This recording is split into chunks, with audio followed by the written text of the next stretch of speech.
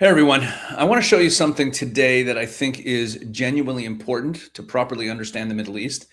And the clip I'm going to show you is important not just because of what is said, but because of who is saying it and where they're saying it. This is an interview that aired on ABC News. Jonathan Karl interviews Reem Al Hashimi. She is the United Arab Emirates Minister of State for International Cooperation. That's a cabinet level position. And she's speaking on American mainstream television. That's American mainstream media, the kind of outlet that usually would look at the Middle East through the lens of Israeli aggression or Palestinian suffering or something like that. But here you have a senior official from a Muslim Arab Gulf state explaining in plain English the problem with Iran, not just for Israel, not just for the United States, but for the entire region, with a clarity and confidence that I find remarkable. So let's watch this. It's about 6 minutes. Pay close attention because after the clip, I want to break down several things that she says that are enormously significant, including including a few things that she says that point to what Americans and Westerners, I should say, miss about their understanding of all of these Muslim states. Okay, very important stuff. Now to our next guest. The United Arab Emirates has taken more direct attacks from Iran than any other country, including Israel, in the last 7 weeks of war. Joining us now is the UAE's Minister of State for International Cooperation, Reem Al Hashimi. Thank you so much, Madam Secretary, for being here. So I want to get to that point. You have been attacked by Iran more than any other country. And we put together the numbers here. This is from the Gulf Research Center, and it shows, look at the numbers. I mean, you know that well. You have been attacked more than Israel, more than Saudi Arabia. Why has Iran aimed so much firepower at the UAE? Thank you very much, John, for having me.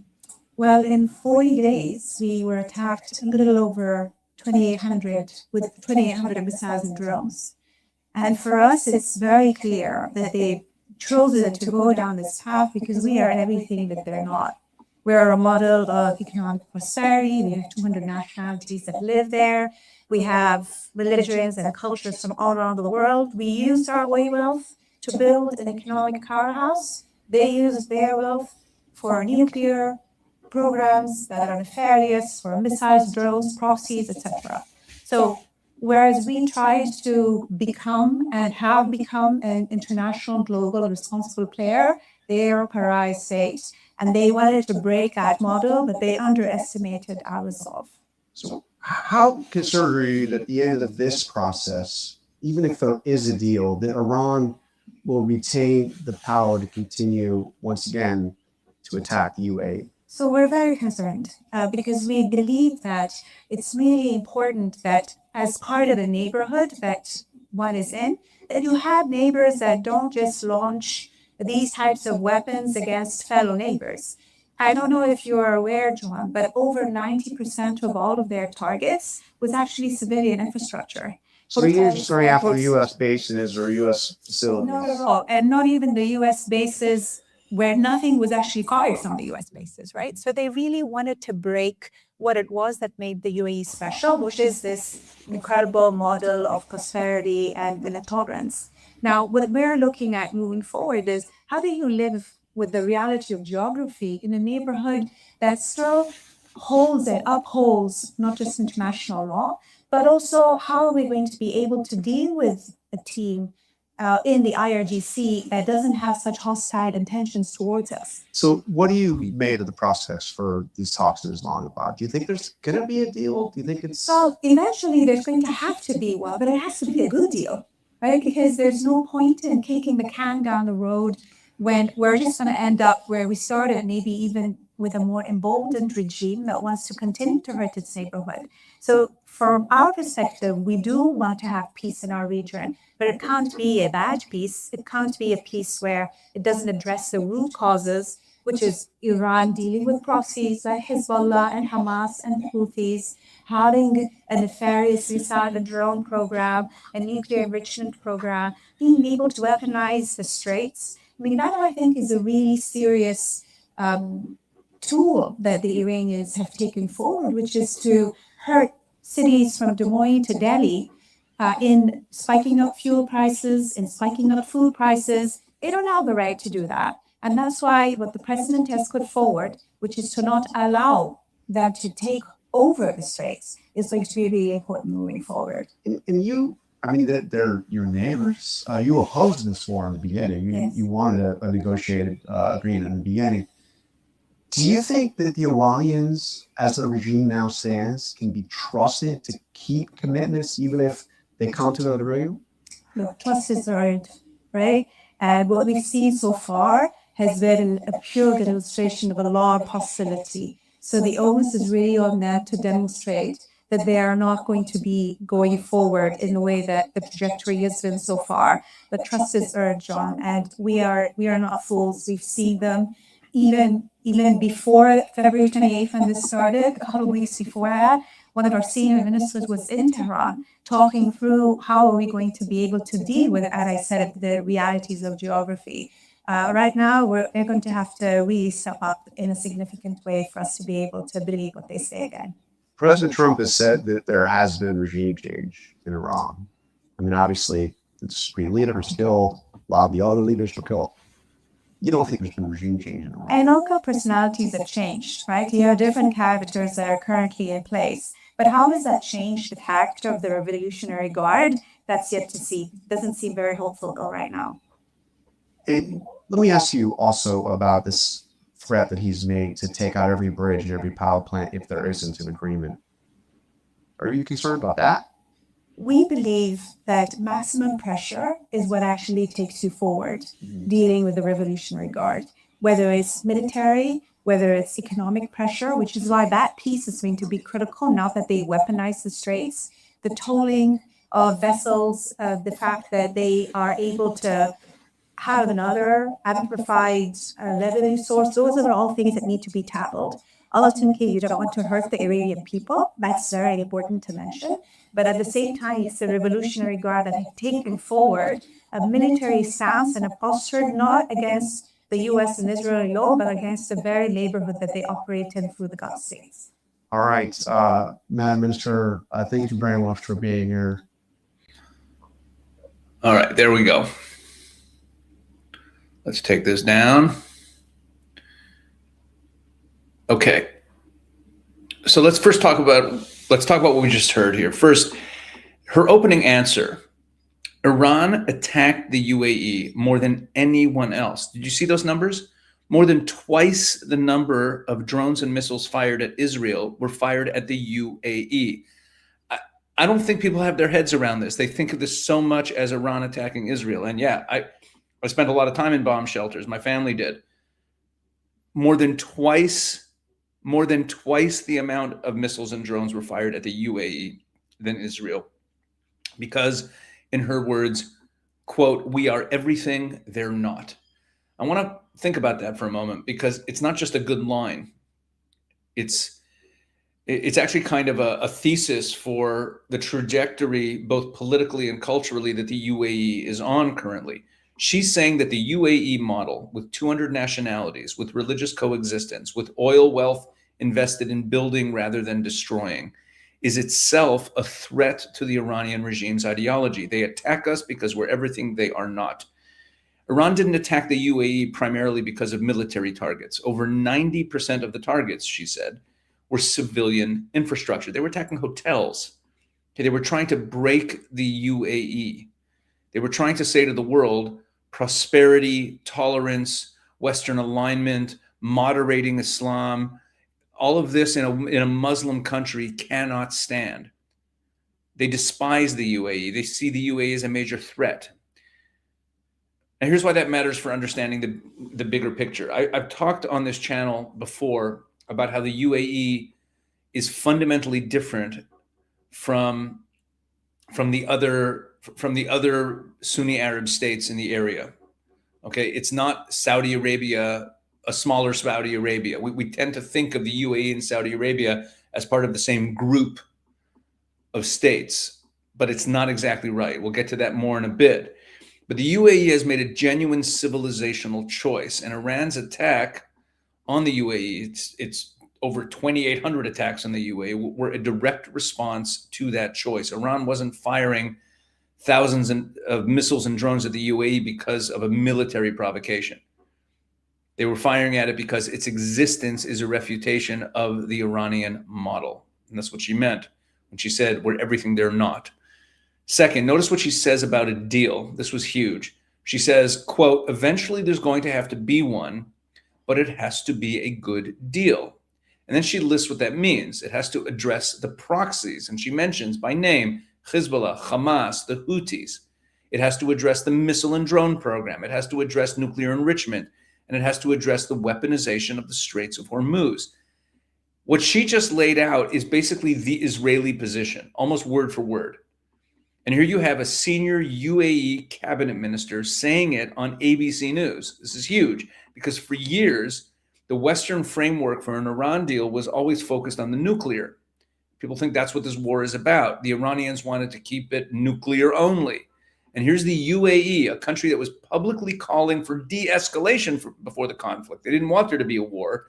Now saying, no, dealing with the nuclear alone is not enough. Missiles are at center stage. Proxies, dealing with the proxy issue is at center stage. It's all on the table. That was a massive statement from her. Third, and this is the thing I really want you to notice, her answer on the question of regime change. When he asked her, Trump says there's been regime change because it's different people. Is there been regime change?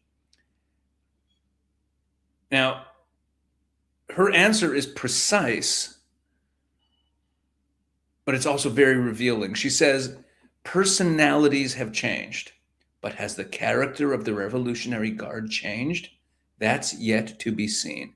She's drawing a distinction that almost no Western analyst makes carefully enough. The question isn't who's formally in charge. Oh, these are different people. These aren't the same people. That's not regime change. The question is whether the IRGC, the Revolutionary Guard, has changed, because the IRGC is the Iranian regime. It controls the missiles, it runs the proxies, it manages the nuclear program. Swapping out the people at the top for another doesn't mean anything if the IRGC's character, mission, and command structure and personnel are there, and that's who you're dealing with, and that's who is still there. This is exactly the danger of a premature deal. You get a new face. The West declares victory. They say, Trump says this is regime change. We've accomplished regime change. It's a new regime. The sanctions come off. And 6 months later, the IRGC is rebuilding, rearming, or 6 months later, or 6 years later, and targeting the UAE again, suppressing their people. She knows this. She's in the neighborhood. Right? She's saying it as clearly as she can without burning too many bridges diplomatically, because she's really criticizing Trump here. Or if you're saying, oh, it's been regime change. No, it has not. Okay, fourth point. She brings up the issue of maximum pressure. Right? She explicitly endorses maximum pressure. He asked about bombing bridges and civilian infrastructure, and she kind of agreed that it would be a good thing without saying that explicitly. She just said that she endorses maximum pressure, both military and economic. She mentions the weaponization of the Straits of Hormuz by Iran as a critical piece that needs to be tackled. And she says that we don't want to hurt the Iranian people. And she means it, because the UAE has consistently distinguished between the Iranian regime and the Iranian people. The UAE has a significant Iranian diaspora living there. Iranian money has flowed through Dubai for decades. The UAE knows the Iranian people are victims of the regime, but she makes it clear maximum pressure on the IRGC is the path forward, not a rushed deal, not a premature deal, not a deal that, in her words, kicks the can down the road. This is amazing to hear from a minister, a cabinet minister in a Gulf state, in a Muslim state in the Gulf. Okay, now let's pull back the camera. I want to give you some big picture. I talked about the Saudis earlier, and that's going to come up here. This woman is a Muslim Arab government minister. She's sitting on American television, and she's making more or less the case that Israel and the United States have been making about Iran for 20 years. Okay, and there's no hedging in this interview. You see that. Usually we get this kind of like sort of hedged talk out of these Arab states. But this was not hedged at all. And when you listen to her talk, you can get a picture of what the Abraham Accords were always pointing toward. The Abraham Accords were not just a piece of paper. They were a convergence of interest and worldview between Israel, the United States, and a few Arab states that have chosen modernity and Western alignment over Islamic ideology and Iranian-backed chaos. And here's the key. This is why I made the video, really, is for this point. The UAE and Saudi Arabia are not in the same camp. They align on many things, and geopolitically, they operate in cooperation a fair amount. We see that a lot, and we talk about them as a unit or as partners. But the UAE and Saudi Arabia are very different, and we see this even in some very hot political situations, like for example in Yemen, the militias the factions that they back in the Yemeni civil war are different factions. They're on opposite sides of this, because the Saudis are backing a Muslim Brotherhood aligned faction, and the UAE is backing a secular faction that wants Yemen to be a secular democratic state. So this is a contrast that's worth spelling out, because Western media lumps Saudi Arabia and UAE together. So I want to drill down on it a bit more. Saudi Arabia has been playing both sides, publicly condemning Iran while privately maneuvering to protect the regime from being toppled at times. We saw a report yesterday that the Iranian foreign minister had a talk with his counterpart in Saudi Arabia. And the Saudis are, throughout the years, not only on the Iran issue, on many issues, they're constantly switching sides, playing both sides. And they're particularly worried, I believe, they are particularly worried about the Iranian regime falling, because a free and pro-Western Iran would undermine Saudi Arabia's own strategic position. The Saudis know that if Iran becomes a pro-Western democracy that has open trade relations and cooperation with the West, with their highly educated, more cosmopolitan population, which Iran has, a more secular, more pro-Western, more educated population, certainly than Saudi Arabia. And and it's the only country in the region that, in terms of geographical size, rivals Saudi Arabia. So their own strategic importance to the West would diminish. I mean, diminish is an understatement. It would collapse almost overnight. So I believe that the Saudis want the Iranian regime weakened, but they are terrified of the Iranian regime going away completely. The UAE has no such conflict of interest. The UAE wants this situation resolved. They would love to see the regime gone permanently. They're willing to say so out loud on ABC News. But the differences go deeper than Iran policy. I mentioned the Yemen situation before, but there's more to it. Saudi Arabia talks a moderate game. So we think of them as one of the moderate Muslim states. They talk about being pro-Western. But Saudi Arabia remains one of the worst countries in the world when it comes to persecution of Christians. That's according to Open Doors International, a Christian organization that monitors persecution of Christians. Saudi Arabia outlaws churches. It outlaws any public practice of any non-Muslim faith, and more and more. I mean, they really persecute the Christian population there. They're one of the worst. And that tells you something fundamental about the character of Saudi Arabia and where its real commitments lie. The UAE, by contrast, is genuinely multi-religious. The minister just told you 200 nationalities, religions, and cultures from around the world, and it's not just a PR line. This is real. There are functioning churches in Abu Dhabi. The government built an interfaith campus with a synagogue, a mosque, and a church. There's a Hindu temple there. You have Jews go there comfortably and worship. That reality is inconceivable in Saudi Arabia. And then there's the Muslim Brotherhood issue, right? Both the UAE and Saudi Arabia have formally banned the Muslim Brotherhood, but the UAE's opposition is is consistent and it's deep. They're opposed to them. They oppose all of their branches around the world. They work against them worldwide. I just mentioned the Yemen situation. The UAE nearly went to war with Qatar over Qatar's support for the Muslim Brotherhood. For the UAE, this isn't a political calculation, right? It goes beyond politics. It's a long-term, comprehensive, strategic vision for where they want to be as a society. It's an existential rejection of the ideology of the Muslim Brotherhood, the ideology that produced Hamas, Al-Qaeda, ISIS. Saudi Arabia's relationship with that same ideological tradition is far more complicated. They don't want the Muslim Brotherhood undermining their regime, but they're steeped in the Wahhabi tradition, which is quite radical, and they, like I said, they persecute other religions, and it's much more of a pragmatic banning of the Muslim Brotherhood than an ideologically committed one. So when you watch this minister from the UAE speak in this interview, understand that she's not just a diplomat delivering talking points. She's sharing with us, she's representing a state that has made genuine civilizational choices and is actually paying a price for it in the form of thousands of missiles and drones. Now, one more thing. She mentioned that a senior UAE minister was in Tehran shortly before the war broke out, talking through how to manage, quote, the realities of geography. Okay, the UAE tried diplomacy here.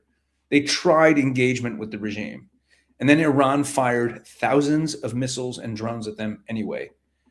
So when she says trust is earned, we're not fools, it's not diplomatic language only. It's reflective of a government, a state that did everything right, and they still got attacked.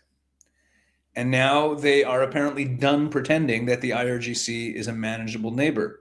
That's the message that she shared, and it deserves to be heard.